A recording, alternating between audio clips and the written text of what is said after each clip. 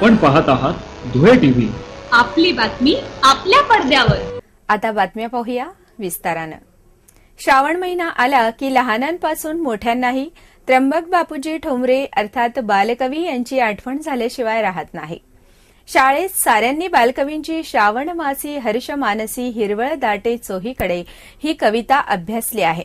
त्यामुळे श्रावणाच्या पहिल्या दिवसापासून ते श्रावणात अधूनमधून होणाऱ्या पावसामुळे सुट्टीच्या दिवशी केलेल्या वर्षा सहलीच्या निमित्ताने बालकवींची आठवण झाल्याशिवाय राहतच नाही. बालकवींची ही संवेदनशील कविता बदलत्या अभ्यासक्रमाच्या चौकटीबाहेर गेली आहे.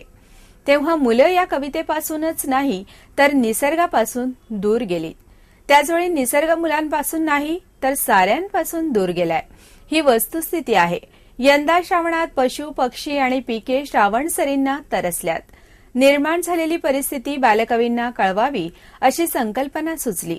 त्यासाठी सरणारा श्रावण आणि बालकवींची कविता लक्षात घेऊन एक अनावृत्त पत्र लिहिलं गेलं.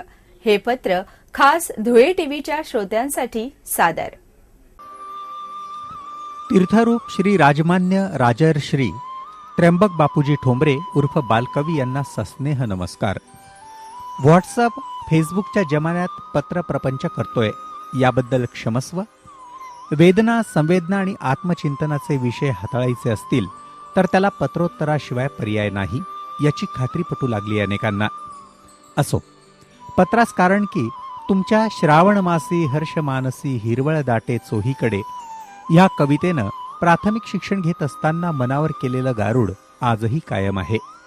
तुम्ही शब्दात बांधलेला निसर्ग, श्रावणातील पाऊस, पावसामुळे फुललेला निसर्ग आणि या निसर्गामुळे प्रत्येक सजीवाच्या मनात निर्माण होणारा हर्ष, हे सारं आम्ही शाळेत जाता येता अनुभवत होतो. अगदी उमललेली फुले, बागडणारी फुलपाखरे, हिरवागार डोंगर, आकाशातील इंद्रधनुष्य आणि दवबिंदूत दिसणारे इंद्रधनुष्याचे सप्तरंग पाहण्यासाठी आम्ही वर्षा सहलीस देखील जायचो. खूप मज्जा यायची. शरीर मन ताजेतवाने व्हायचे. पण गेल्या काही वर्षांपासून तुमच्या कवितेतला श्रावण हरवत चाललाय. यंदाचा श्रावण आज संपला. माफ करा. आजची परिस्थिती पाहिली तर तुमची वस्तुनिष्ठ कविता कपोल कल्पित वाटावी अशी स्थिती आहे. आमच्या पिढीनं तुमची कविता अभ्यासली. आजही या कवितेतील काही शब्दांचे अन्वयार्थ नव्यानं समजून घेण्याचा प्रयत्न करतोय आम्ही. पण आमच्या मुलांना जी आज प्राथमिक आणि माध्यमिक शाळेत शिकताय त्यांना कसं सांगायचं की तुम्ही श्रावणाचं वर्णन केलेली कविता कपोलकल्पित नसून वस्तुनिष्ठ आहे म्हणून. कारण आता श्रावणातील सणांमुळे मनाला हर्ष दाटत नाही आणि चोहीकडे जाऊ द्या, एखाद्या कोपऱ्यातही हिरवळ दाटत नाही. तुमच्या कवितेतील सर सर शिरवे म्हणजे काय असा प्रश्न करतात मुले. त्यांना शिरवे कशाला म्हणतात याचा आकलन होण्यासाठी शिरव्यासारखा पाऊस तर पडायला हवा ना. त्याशिवाय आम्हीही त्यांना शिरवे काय हे सांगू शकत नाही. श्रावणातील सरींनी भिजलेले पंख फडफडून सावरणारे पक्षी तुम्ही कवितेत सांगितलेत. पण आज आनंद वाटावा असा भिजणारा पाऊस येत नाही आणि पंख फडफडवणारे पक्षीही दिसत नाही. काही शहाणी माणसं मुलगी वाचवा असा टाहो फोडताना चिमणी वाचवूया अशी आर्त हाक देत निरनिराळे उपक्रम राबवताना दिसतात. श्रावणातील कवितेत तुम्ही हिरव्यागार कुरणात हरिण तिच्या बाळासह बागडते असं वर्णन केलंय. परंतु प्रत्यक्षात हरण फक्त पुस्तकातल्या पानावर दिसतं. जमलंच तर कधीतरी डिस्कव्हरी चॅनलवर ॲनिमल प्लॅनेटमध्ये हरणासह इतर पशुपक्षी आम्ही मुलांना दाखवतो. मोठ्या कष्टानं ते चित्रीकरण केलेलं असतं हे कळतं आम्हाला. पण पप्पा हे 3D ॲनिमेशन मधील प्राणी आहेत असं म्हणत मुलं नेमके काय सांगू पाहतायत हेच कळत नाही.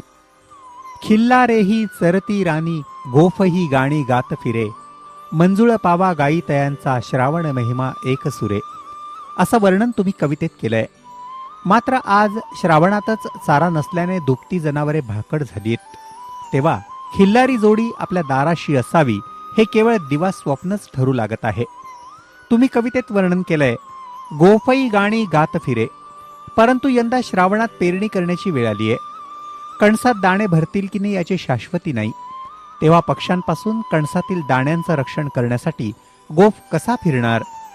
न फिरणारा गोफ बेसूर गायनाच्या कामाचाही राहिलेला नाही. तुमच्या कवितेतील पाना फुलांवर उडणारे पक्षी, फुलपाखरे पाव्यास मंजूळ गाण्यास भाग पडतात. त्यामुळे तुम्ही तयांचा श्रावण महिमा एक सुरे असं म्हणतात. खरं तर यंदा श्रावणच आला नाही, तेव्हा पाव्याने मंजूळ गाणे म्हणणे केवळ अशक्य झालंय. थोडक्यात सर्वांना आनंद देणाऱ्या श्रावणाचा महिमा यंदा कुणाकुणालाच दिसला नाही. भविष्यात दिसण्याची धूसर शक्यताही वाटत नाही. त्यामुळेच तर यंदा कवितेतला पाऊस, ऋतू हिरवा, पाऊस कविता, गाणी पावसाची अशी शीर्षक घेऊन वृत्तपत्रांनी देखील पुरवण्यांच्या माध्यमातून पावसाला साद घातलेली नाही. सर्व वस्तुस्थिती अनुभवत असताना तुम्हाला पुन्हा विनंती करावीशी वाटते, जमलं तर या तुमच्या कवितेतला बदललेला निसर्ग पाहण्यासाठी, बदललेली परिस्थिती शब्दबद्ध करण्यासाठी. कारण तुमच्या कवितेत फेरबदल करणं आम्हाला शक्य नाही, आमची तेवढी पात्रताही नाही. परंतु बदललेली परिस्थिती मुलांच्या हृदयावर कोरण्याची ताकद शब्दात असते आणि ते शब्द तुमच्याकडे आहेत. तेव्हा जमवू नका याच तुमच्या प्रतीक्षेत.